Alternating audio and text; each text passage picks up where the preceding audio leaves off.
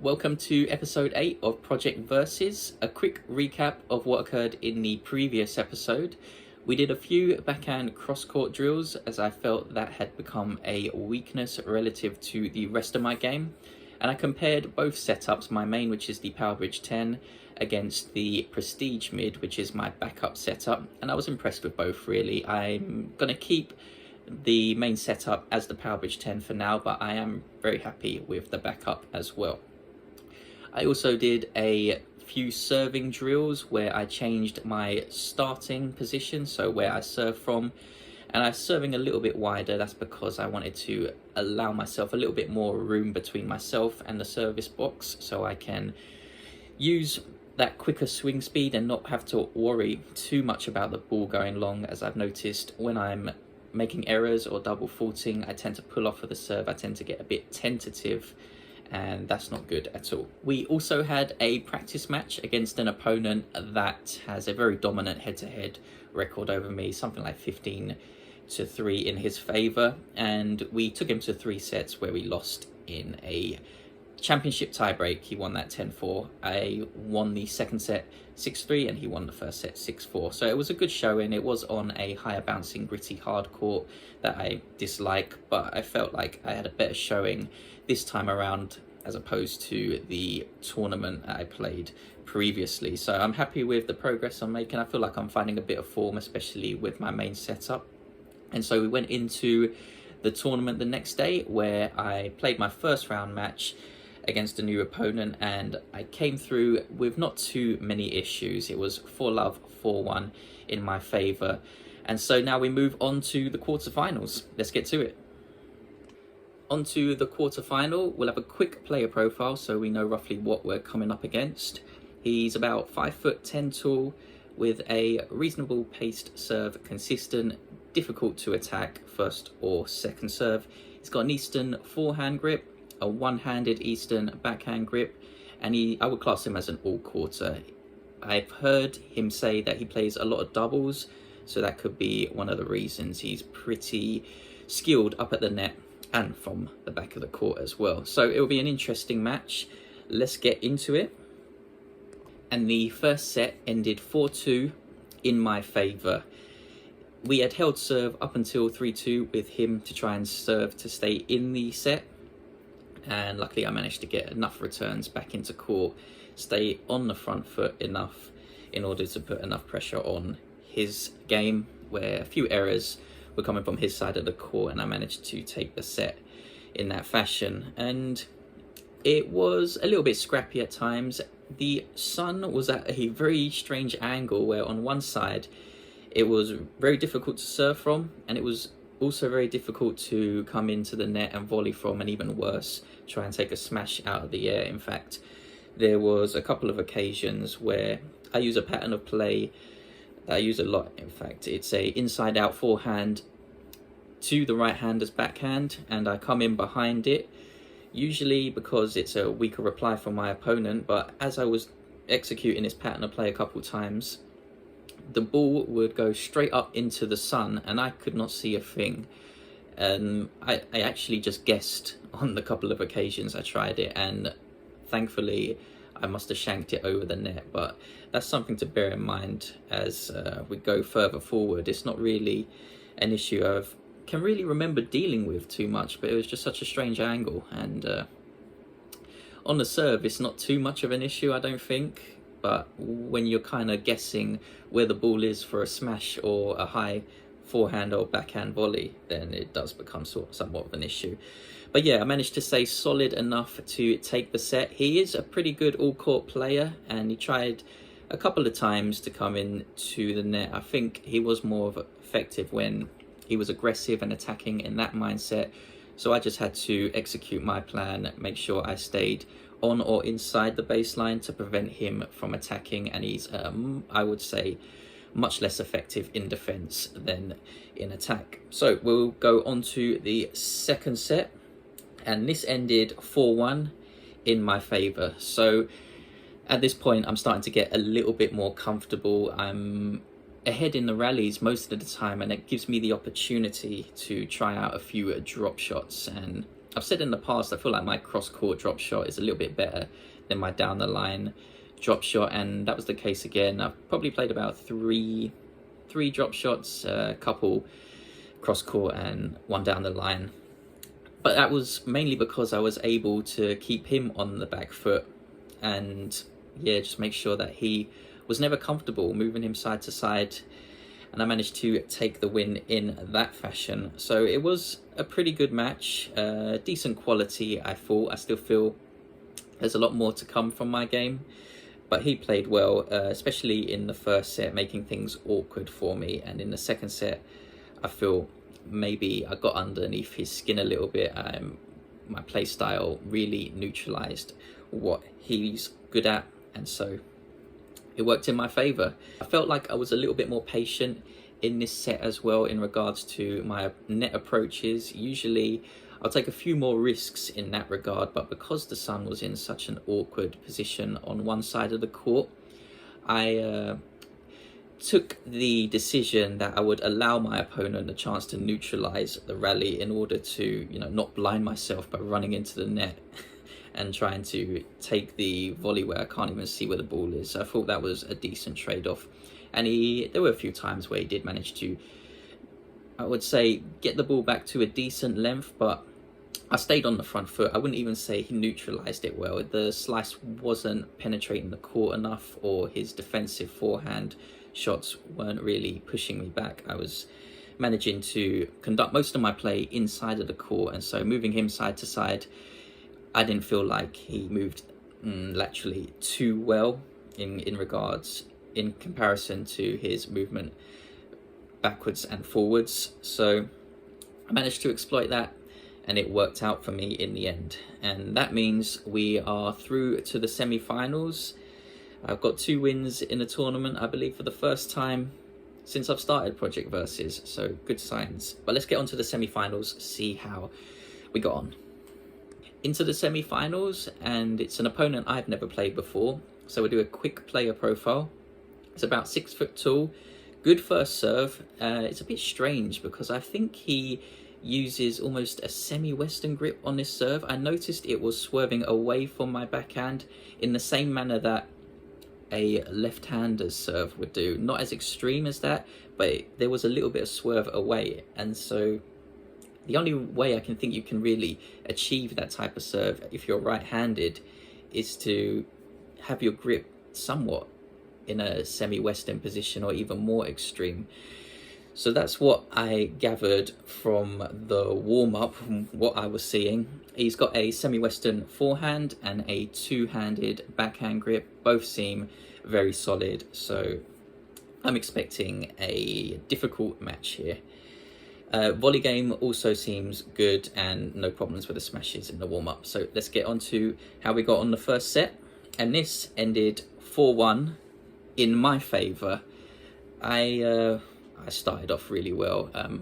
The one thing I noticed, and I had a little advantage over him, I thought, because I was watching his previous match, and he's got that good first serve that somehow swerves away from the right-hander's backhand, but he uses the same grip on the second serve, and so he can't really be as aggressive as I think he would like to be. It's sort of a shot that stays low but doesn't penetrate the court, and that really is perfect for the type of strategy I'm trying to execute, which is to take the ball as early as I can. If he's going to hit it at a somewhat medium pace just to stay consistent, then I'm going to take a few steps inside the baseline and put pressure on him that way. And I did that from the start, and I don't really feel he adapted. He was doing the same second serve, just trying to keep it in and start the rally, and I wasn't going to let him start the rally. Whether it was on my backhand or whether it was on the forehand, I was going to try and be aggressive, couple feet inside the baseline, try and hit it deep. And especially when he's serving on the deuce side and he would hit a second serve out into my forehand, that would be very dangerous. I personally wouldn't recommend he do that. And I'm not trying to sound arrogant, I'm just saying that for me, my forehand down the line is probably either my best shot or my second best shot behind the inside out forehand. So no second serves to that side would be a good strategy for him, but Of course, we haven't played before. He doesn't know my strengths or weaknesses, and thankfully, well, luckily for me, he played straight into my strengths in this first set. And so I managed to break him and hold all my service games. The thing is, once the rally was in a neutral position, he was more than capable enough to push me back and put me under pressure. As long as I could stay on the front foot and not allow that, then I was confident I could take the point. But if I got into a position where I'm neutral or behind in the rally, then I was in trouble. Any dropping the ball short onto either side really, but especially on the forehand side, quick racket head speed, I was in trouble. Doesn't matter if I back up a few feet behind the baseline, I was in trouble. I couldn't defend it all too effectively. I might have to make a note of that and maybe work on my lateral movement in terms of defense. But yeah, so that was the first set. If we move on to the second set, this was 4-love in his favor, and I think he made a little strategical adjustment in terms of where he was placing this second serve. And also his first serve percentage went up as well, so that was making life a little bit more difficult. But he was keeping the second serve away from my forehand a little bit more effectively. I did try to run around my backhand, but that sort of swerve, it makes it a little bit more difficult. If I do try to run around the backhand, it swerves into me. And I guess I'm not the only one who says this, but I hate it when the ball is coming into me or swerving into me. I find it much more difficult than when the ball is swerving away from me. And so I would try to take it with the backhand, but I don't feel like my backhand is as effective. It's not as heavy, or especially my directional control is not as good on that side as it is on the forehand side. And so most of his service games, he was starting on the front foot, or at least from a neutral position. And once I got broken in my first service game and he held serve again quite easily, I feel like my head kind of dropped. I was also feeling a little bit physically, and I mean, it's only my third match. These aren't long sets, by the way. They're fast 4 formats. But I was feeling it a little bit physically and maybe even mentally. I did kind of let this set get away from me. I gave it a few goes in my last service game, but once it was 30-all, I kind of, this is probably wrong of me, but I did kind of say, right, let's get ready for the third set tiebreak. And so, yeah, he played well, to be fair. It's not like I gave it to him. I just took my foot off of the gas a little bit, and he took advantage. So not good enough on my part, and much better from him. So we'll move into the third set tiebreak.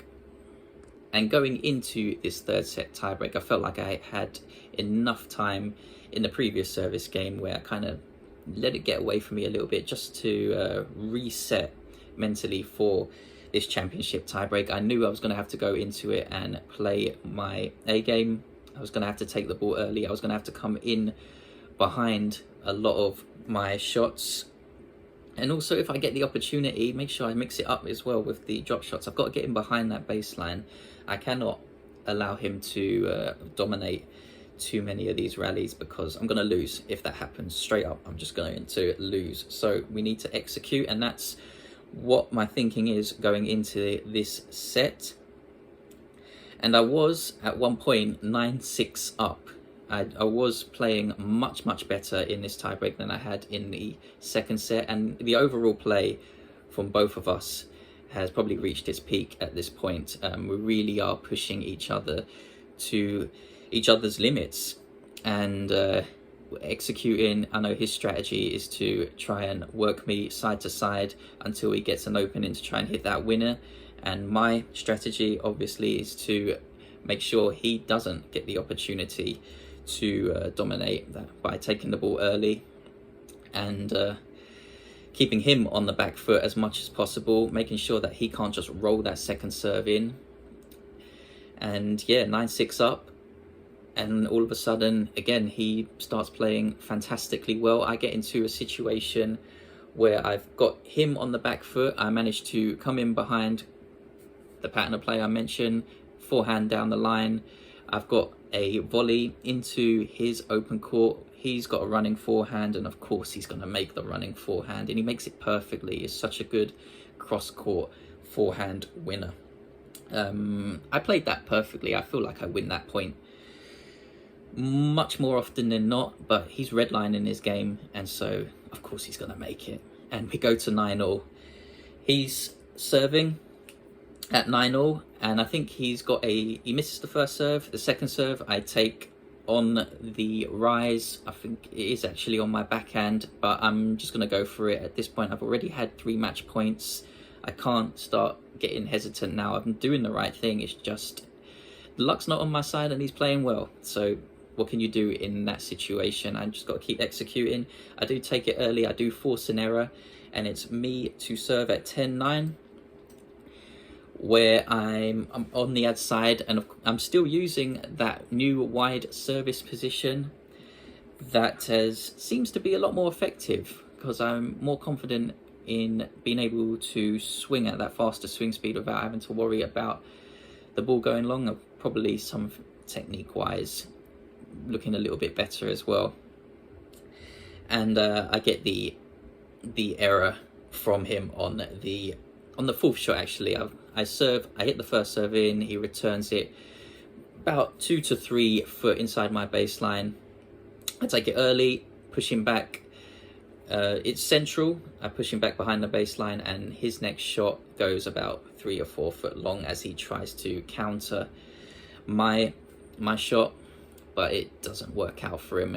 He overpresses, and I managed to take the championship tiebreak 11-9, and it was a war. I was feeling it by the end of it. The sun had gone in, and it was about 7 degrees Celsius, but that didn't really matter. I was feeling it. I could have gone into an ice bath at that point there, but we were through to the final, so any thoughts of that, we need to put that on the back burner for now. But yeah, great match. He played really well. I was impressed with the way he bounced back, to be fair, so well done to him. Unlucky, he played really well in that second set and in the tiebreak when it mattered the most. So yeah, into the final, I've got to recoup. I've got about 5 to 10 minutes to do so, cool down a little bit, reset my mind, and we're going into the final against an opponent that we know pretty well. Remember that practice match that I played the previous day against the opponent that has like a 15-3 positive head-to-head record in his favour? Yeah, that's the guy I got in the final. Great. So, hey, at least I've had a little bit of practice against him in the previous practice match, and it's going to be a great match either way. I do enjoy playing him, even if the result is hardly ever in my favour.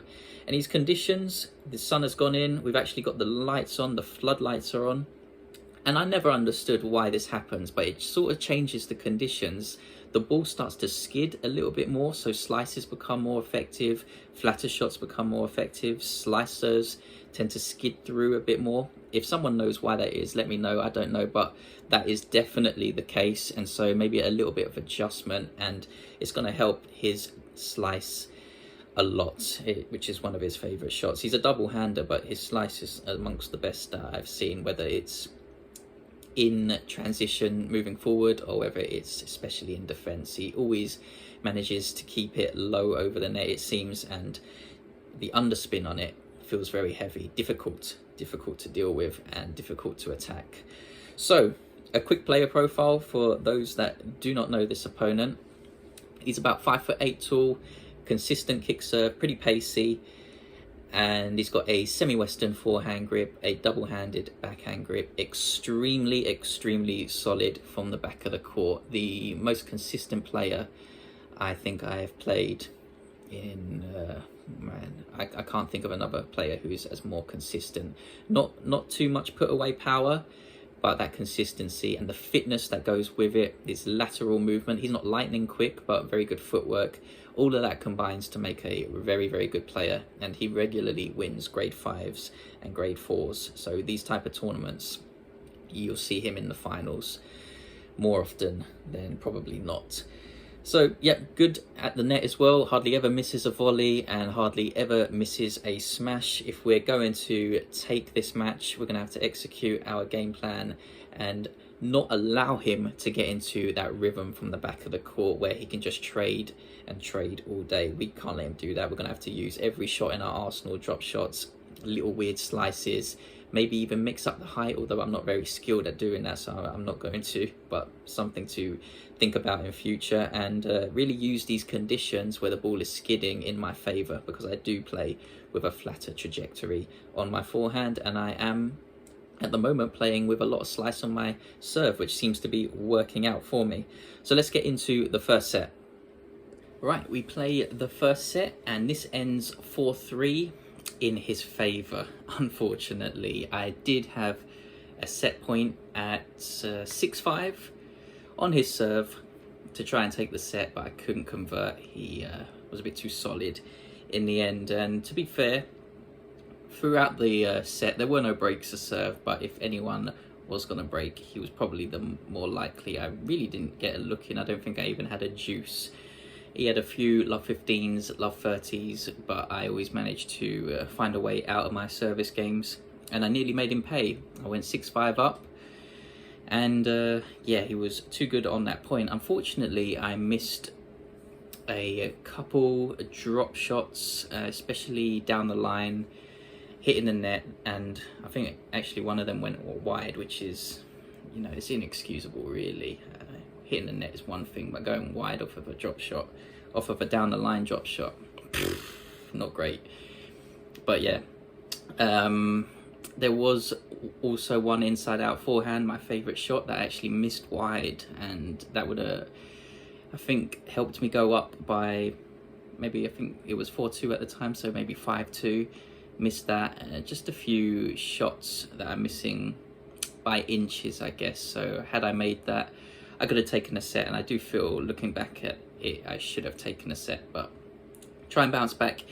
And into the second set we go. He does get an early break to go 2-love up. He holds his serve as well, and it's not looking great for me. I am starting to feel it physically. It's funny how when you're setting a break down, you start to feel all the little niggles and aches and pains in your body a little bit more, as opposed to when you're setting a break up.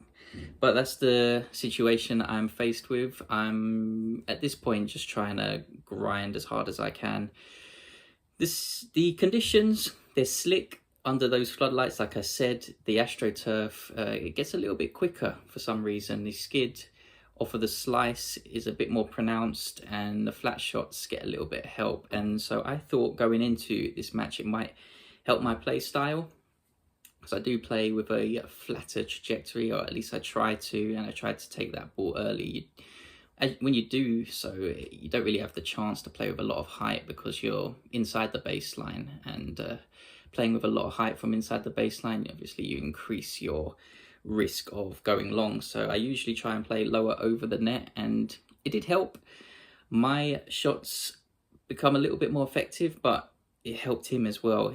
He's a very solid baseliner. There's not much put away power. He even says himself he doesn't have that, but those quicker conditions I felt like actually helped him. So they're helping me and they're helping him, so it's kind of equalizing each other's strengths, and that's unfortunate for me really, because I think he is at this point, well, I don't think, I know he is at this point the better player for me. But I'm just going to try and hang in there, keep executing my strategy, because I feel like I'm not too far off. I could have taken that first set, and truthfully I felt like I should have taken that first set. So I'm going to hang in, grind as hard as I can, and we'll see where it goes. And I do manage to get the break back at 3-2. So he was serving for the title.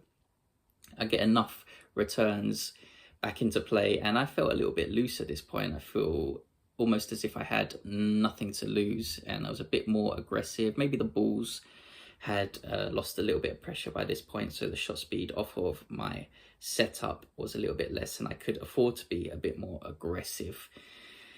And it helped. Either way, it worked, and we go into the tie break, which finished 7-4 to my opponent. So in the clutch situations, he played much better.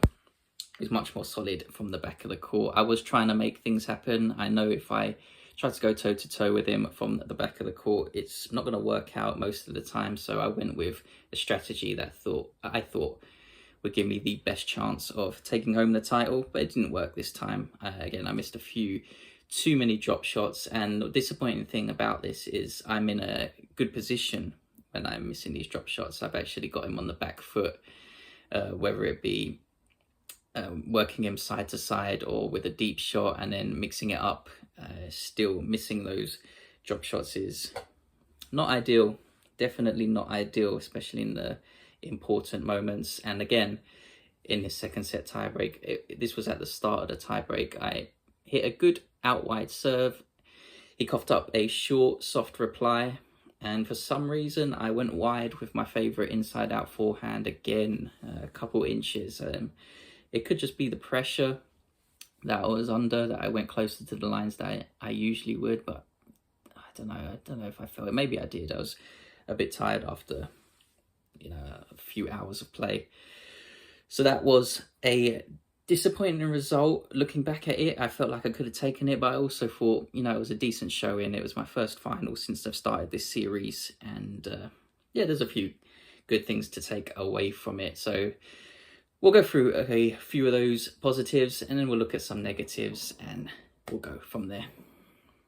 Right, into some positives I took away from this tournament, and the first we're gonna touch on is the serve. I changed service position, as I told you before, and I feel like it actually worked. It did take maybe the first match to get used to it, a little bit of nerves there, I guess. But once I started to feel comfortable with the serve, I was going for it, whether it be the first serve or the second serve, and I barely missed a second serve throughout the tournament. Maybe a few in the final match.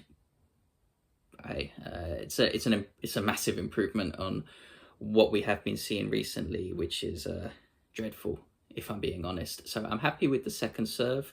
It's keeping my opponent on the back foot, and even in that final, despite me I think double faulted a couple of times, I was getting a few free points on that second serve with that slick surface. The slice and the swerve was, if I got the line correct, it was moving into his body quite severely, and he framed a few attempted returns, which is what I want to see.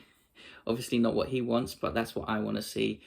Not just keeping my opponent on the back foot, but really almost getting 3 points on the second serve as well as the first serve. So throughout the matches, actually I was picking up a few 3 points on the first serve and keeping my opponent on the back foot with the second. So I'm pleased with that. Is it where I wanted it to be? Absolutely not, but the improvement is what I'm pleased with, and so I want to take that forward, keep progressing, and hopefully we can look at maybe increasing the amount of slice I can put on the serve, so I can get that swerve into the body of the returner to be more difficult to deal with. That's an idea that I've been toying with, and an idea that I actually like.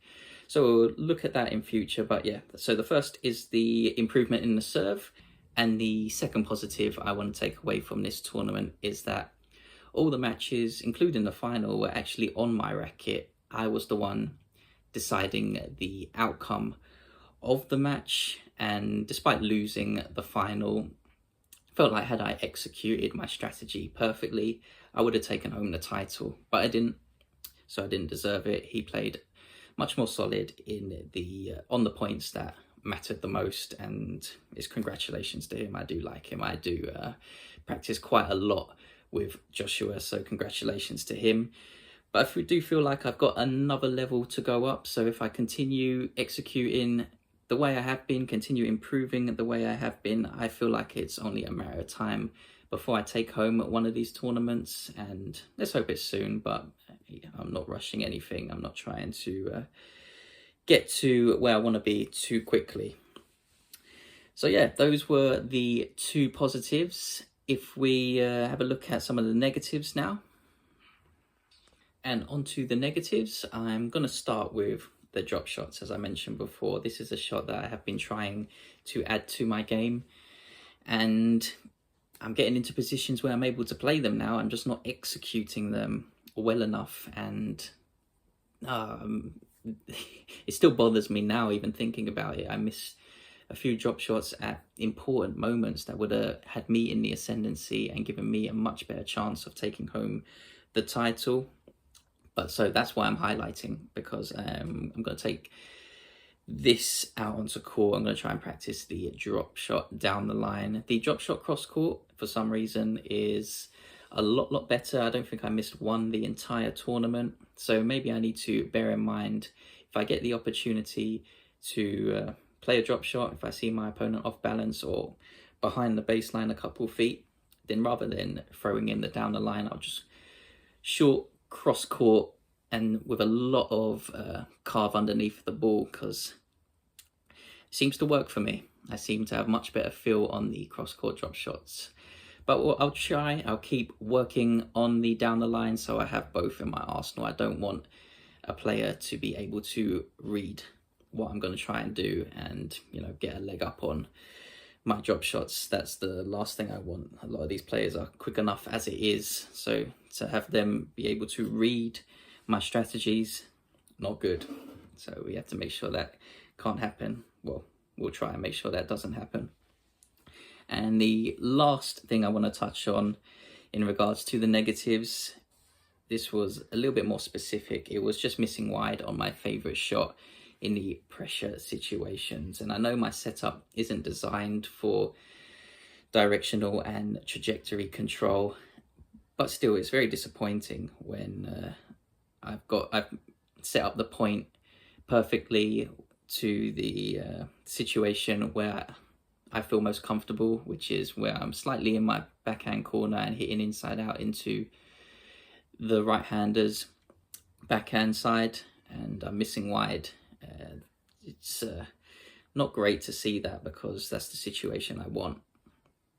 So I'm going to take that into account. I'm probably going to have to look at a few more strings, and we'll also have a look at the budget. Maybe we will have enough for a look at some rackets, but I doubt we will look to purchase anything at the moment. I've still got the Prestige Mid that I'd like to test in a more competitive situation. So yeah, those were the two negatives I took away from this tournament. I feel like they are things that we can work on though, and definitely improve on. And if we can, you know, up these by even just a couple percentages, the chances that we take home a tournament are a lot higher.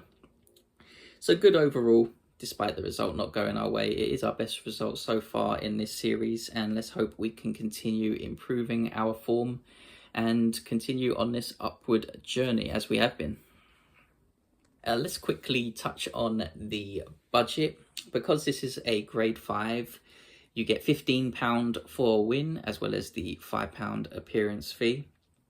So that's 15 times the 3 wins I had, which is 45 plus the appearance fee, which is 5. That makes a total take home from this tournament to be £50, which is my biggest so far. So I'm pretty happy about that. That increases the budget by quite a bit. Let me just do a quick calculation here. And the new budget is £87.93. So quite a bit of room to play with. I'm definitely going to have a look at some new strings and we'll see where we can take it from there. And that brings us to the end of this episode of Project Versus. I do want to remind everyone, if you wanted to join my new private subreddit, just drop your Reddit username in the comments, or you can email it to me at cupenatennis@hotmail.com. And hopefully I'll see everyone there and everyone else on future videos. And until then, everyone, take care.